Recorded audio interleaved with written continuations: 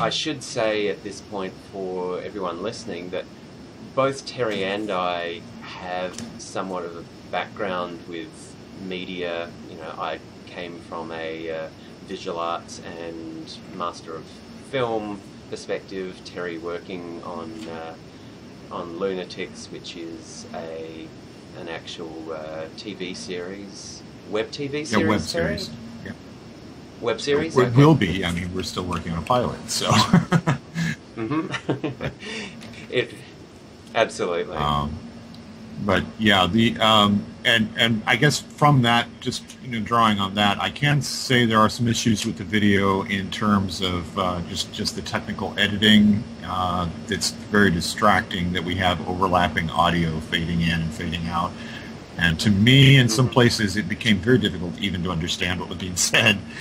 And so I find that there are these technical issues, and there's that, and there's also issues with the way that the page itself is written. There's typos and some grammatical errors and things, and so it might be very much worth it to, in those cases, either have somebody who knows, who's very familiar with video, to maybe re-edit the video, make it a little tighter, a little more comprehensible, to make to edit the text on the story and make sure that it's grammatically correct and doesn't have typos and stuff, just so that it has a certain level of polish and doesn't isn't off-putting because of that.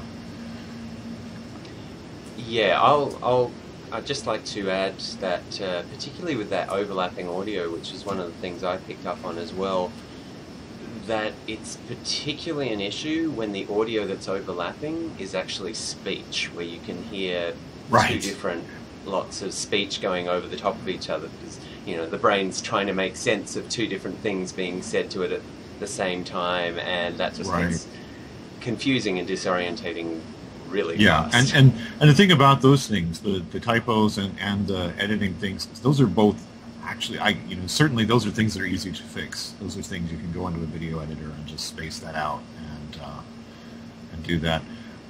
There are also some parts of the video that went on a bit long, like talking about the prices of seeing movies and so on, and it's like, yeah, this is a point, but it's just one small point in the overall thing. It maybe doesn't deserve that much time. And spend a little more time, or, well, there's plenty of time actually, because the video is like 9 minutes long now, which I think is probably about twice as long as a good Kickstarter video. Well, yeah, it's interesting. I know the stats I last read on YouTube videos were that the average person only watches 2.5 to 3 minutes. Right, on YouTube, about 2 minutes, I would say. I don't know if maybe people are a little more patient with Kickstarter, or maybe less patient. I'm not sure. But yeah, I would go for trying to make a 2 to 5 minute video. I would not to make something as long as that is possible. And it seems like that's certainly possible because there's sort of some repetition, and there's, I would think I would focus more on showing the thing in action. What's it look like? What are you buying when you do this? And maybe, what specifically the money will be used for from the Kickstarter. Why do I need money to make this? As opposed to, that's another issue, is that it wasn't entirely clear to me when he lists a retail price and then the Kickstarter price. It sort of implies that there is a retail price, like I can make this now, and that sort of raises some questions for me. It's like, well, if you can just sell me one, why are we doing a Kickstarter?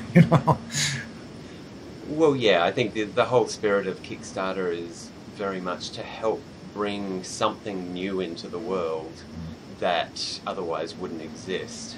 Yeah, and so, at least that's my interpretation. Right, and so that was a little confusing to me when I get down to that and look at the retail price thing, because that sort of suggests, we offer this. Maybe the way to do that is to hang a lampshade on it. Maybe the way to deal with that is to specifically mention his website or wherever he sells these through, and what he's currently able to do, and why he doesn't think that's adequate, and why they need to do a project to bring the prices down, or where more people can afford it, or whatever. Because that is a legitimate selling point as a business. You can say, well, this product exists out there, but it costs 10 times what the people who want it can pay. So, that's an innovation to make something affordable. Sure, like I think we've seen a lot of those kind of space-related projects recently where, you can get something either up in space or you can interact with a satellite in some way, like get an SMS sent from space. Now for next to nothing, where, a few years ago it was very costly and expensive and very few people had access to anything to do with space. Right. Yeah, there is one project I think I would specifically like to suggest that that Richard look up, which is a project called Final Frontier. Final Frontier Designs 3G Spacesuit. I'll go ahead and paste the link in here for you.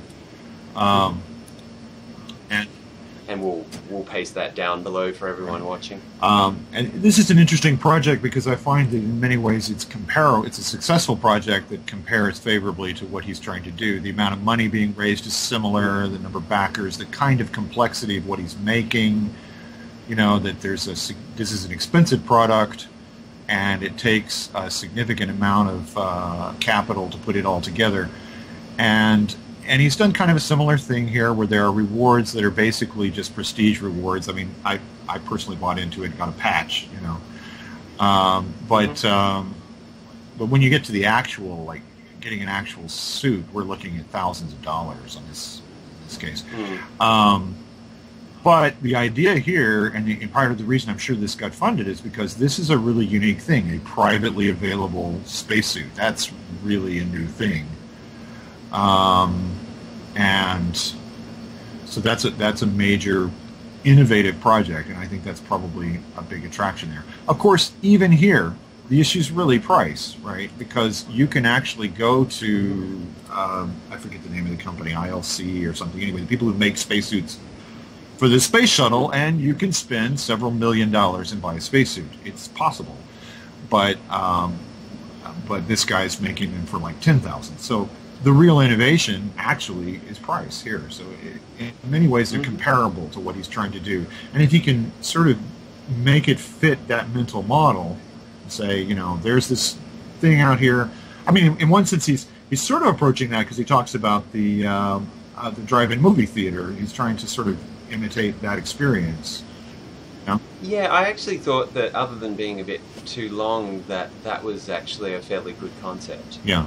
And in a way, it's the same thing. There used to be this thing, it's very expensive, and you can have this kind of experience. You can't really do that anymore. But it was really cool. You can't really do that anymore, but we can make it so that you have something similar to that experience. And that might be a good way to spin that. Especially given that, I've seen there's quite a few very successful projects on Kickstarter that don't entirely depend on, but are helped by nostalgia, by bringing back something that used to be around that was really cool. Especially we see in the video game graphic category, adventure games. The number of games we've seen where a really cool game came out like 20 years ago, and now they're bringing it back in a better way. Right. So I think the bringing back the drive-in cinema kind of aspect is actually a pretty good thing to go with, but you need to keep it like short and punchy. Yeah, and I think that one way to look at that is to just say this was a great experience. Now you can have something similar to that, and that could be quite short. It doesn't have to be a long thing. Yeah, and well, you already mentioned the part about it's probably a good idea to actually ask Kickstarter why they're not why they're rejecting a proposal. Which I will say was actually your idea before we started recording this. Just credit where it's due. And the other point about that is, do remember they're not the only game in town. There are other crowdfunding services out there, and if it turns out that this is just not something Kickstarter thinks is a good fit, you could go with Indiegogo, which is a very similar service, and you can set up a very similar campaign there.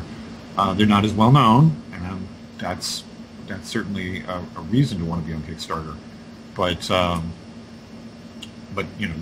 there's always more than one way to solve a problem. Absolutely.